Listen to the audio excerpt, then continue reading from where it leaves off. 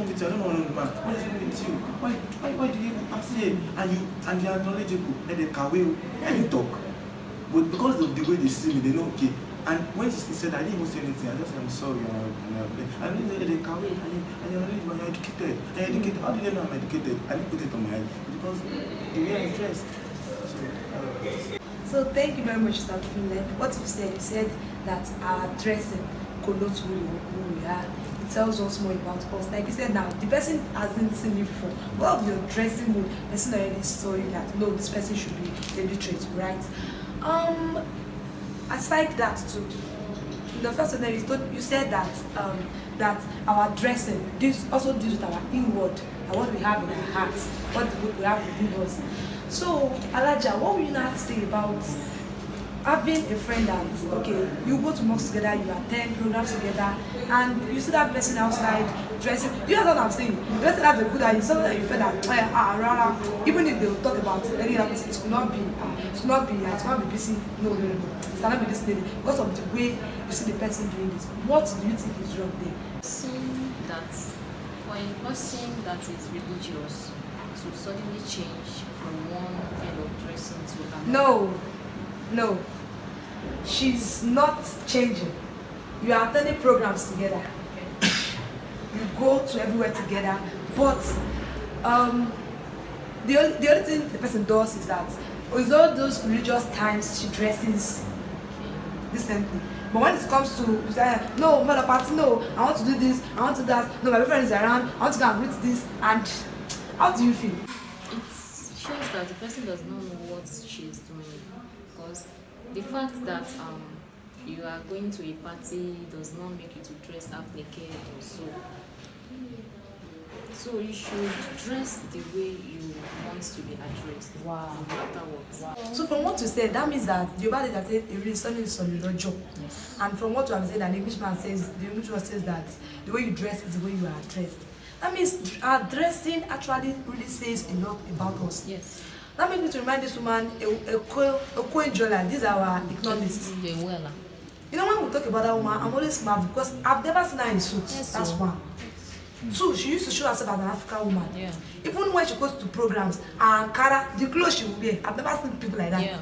That at least when I go to my sister, I'm like, what not tie again? But this woman will not tie again. Yes. That actual clothes, that's what she be like. And she don't have a particular style, just like. Yes.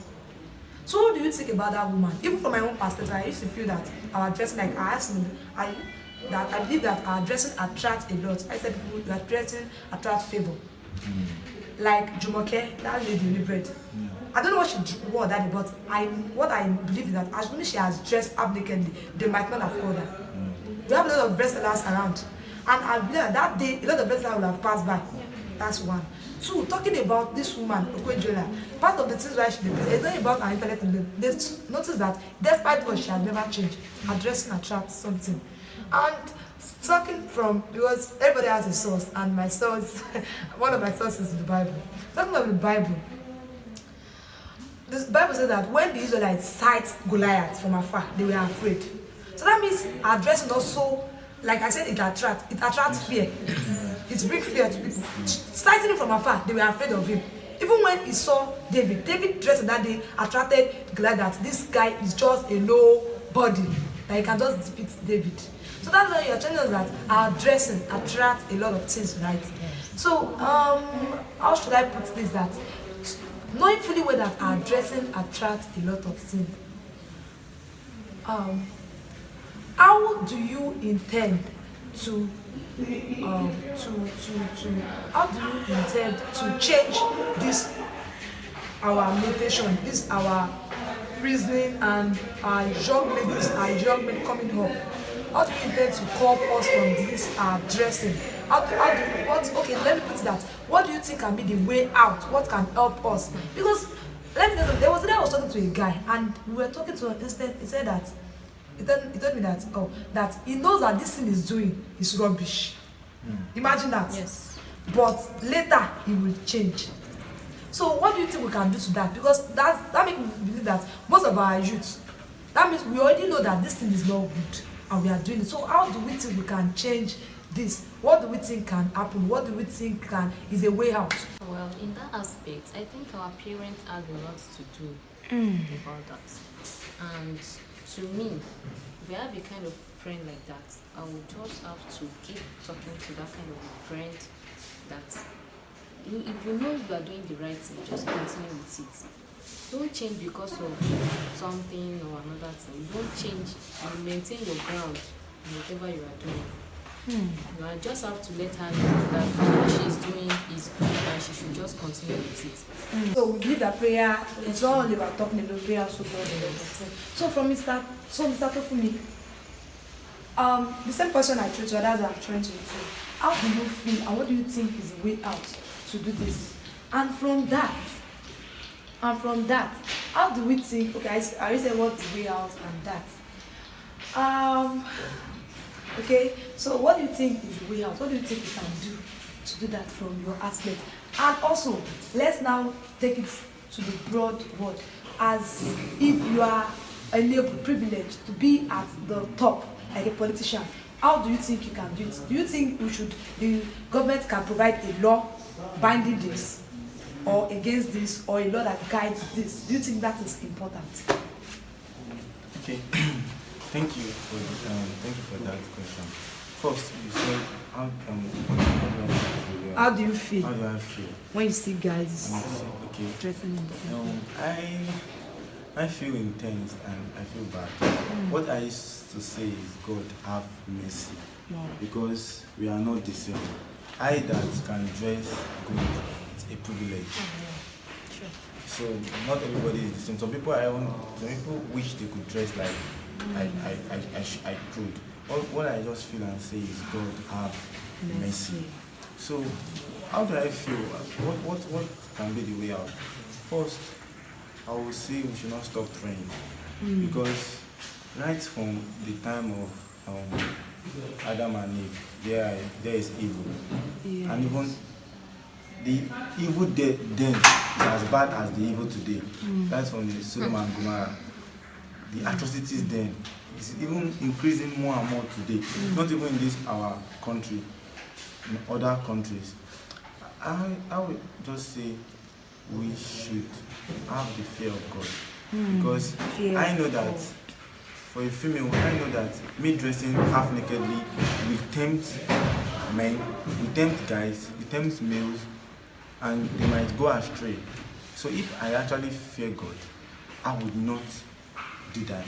And the Bible says, love your neighbor as yourself.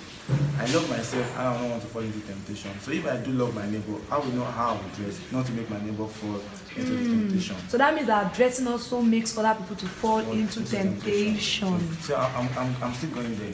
And he said, if I am a public figure, if I'm president, first, how we dress decent to make other people dress decent. That means a leader leads by example. Exactly. You see, most of our leaders today are those that are making people dress indecent. They're the ones that are imposing that law. They might not say it, but they're the ones that are imposing that law. Because when you see most people today, the way they dress, when you see a public figure, maybe a singer, a popular singer, dress this way, people always want to follow. I've seen a public singer barb a particular hairstyle and shoot a video with it. In the next 24 hours, people went to wear that hairstyle, no matter how much they could spend to do that. Because that position is an influence on its own. Do you understand what I'm saying? So, yes. For me to be there, first, how we dress, the way I want people to dress. And I don't know if you know this woman, Sulaimon. Yeah.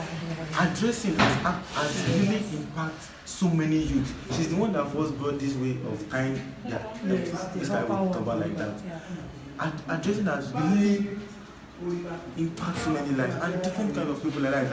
My woman told me the other time, my mom really loves that woman. People really want to dress like the way she dresses. Not even annoyed, because I would say, wow, this person is like this, I want to be like this person. And the way you dress, people approach you that way. For example, when I was posted to a clinic, went to work at the clinic, we were just students, then we went there, me and my friend, then our student dress, we wore tie, and then we were very hungry, we wanted to that party. As we entered, the woman just said, hey, our banker, we're not bankers.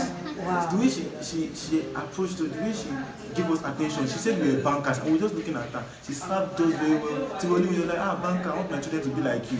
We did not even talk. We didn't say who we are. We are students, medical practitioners, we're student lab scientists, and we just went to eat there. So, as a public figure, I will dress the way I want people to also dress. And two, I will never stop praying for people because prayer goes a long way. Some say prayer is like a money you store in the bank. If it doesn't work now, it will work in the future. That is why our mother are one best intercessor and prayer warrior, because they will never stop praying for their children. And one day, even though if that child is a drunkard, he or she will stumble to a thing. The mother's prayer will still later haunt the child. So I think first, our leaders should change their ways and to change their thinking about dressing. And we think our parents need to put more effort in training our children. Then, after our parents, our teachers in school, we need to train our children, keep telling them, because I believe what you tell people often and often sticks to their head and what they see.